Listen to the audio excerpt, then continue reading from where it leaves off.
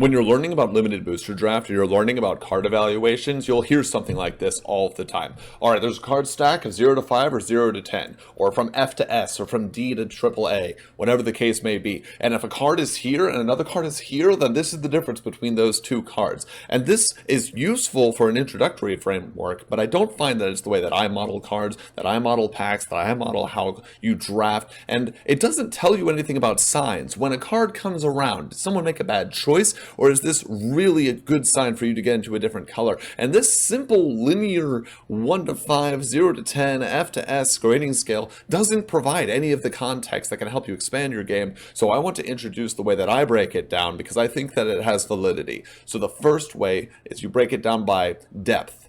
How many decks can this card be used in powerfully? What decks want to see this? How many different number types of decks are there that want this card? And the second is priority. So for the decks that do play this card, how important is it that they get this particular card? Where does it rank among cards that they would like to have in this deck, or in this deck archetype, or in this profile, or in this shell, whatever you want to call it?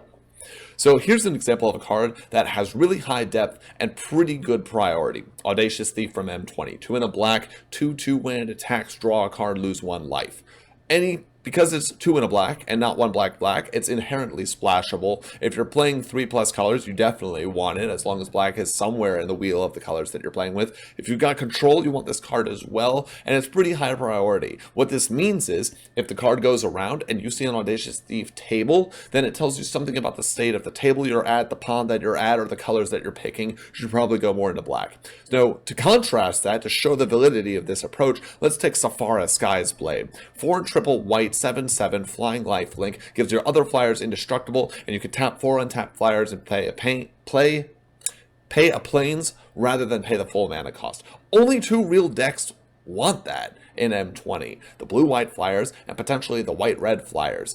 Maybe black if they're involved, but not really, because triple white is really hard if you have to hard cast this card. So very low depth. However, those decks want this card massively. If they're already in that and they see that, snatch pick that card. Extremely high priority. Amazing payoff. Amazing send up. Requires an immediate answer.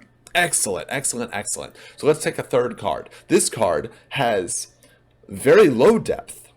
Only one deck really wants to play this card. And it actually has average or below average priority. Same set, Thunderkin Awakener. Making a 1/2 that could potentially bring back, without boost, a Cloudkin Seer isn't great. It's an elemental. It brings back other elementals. The elementals already have to be in your grave. You have to have elementals that are of lower toughness so it can be brought back. You have to play cards that boost this guy so you can get extra value by things like Frost Lynxes. It's just underwhelming. So if you are playing elementals, that may not even be the elemental you want. You take a Risen Reef, an Omnath, Scampering Scorch, you take a Cloudkin Seer, you take a 5th Cloudkin Seer over this card. And it's an amazing card. So this tells you something about how you can now model the game. So let's say you know that Sephara Sky's Blade has low depth but high priority, and you pass it and it tables. No one else is playing blue, white, or red, white flyers.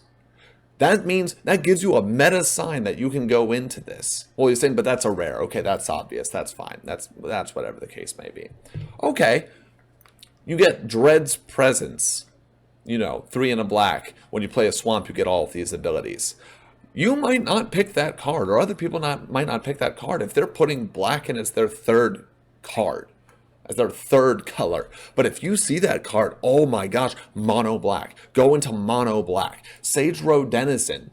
Very, very, very low depth. Only deck you really want this in. It's a 3 mana 2/3, otherwise unplayable. But if you're playing mono blue, you want this card. It's beautiful because you can mill your opponent to death and it can look like an accident and just smash, and it's going to be great. So it has insane priority if you are playing mono blue, but it has no priority otherwise and an extremely low depth. So if you see that card, that's a sign for what colors you go into. So I find that this is a great way to get a read on the table, get a read on your opponents, find out what's getting passed to you, and these are the types of invisible signs that you get that are beyond the cards you just see in the pack as you see it.